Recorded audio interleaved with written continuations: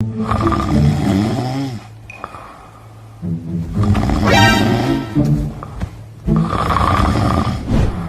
you playing? It's for you.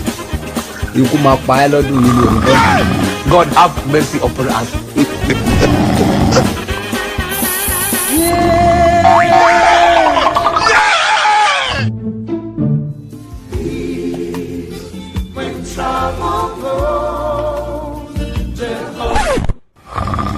Jesus!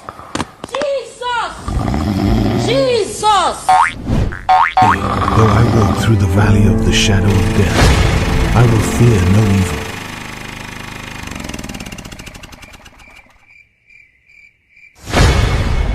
That's a sign of a victory.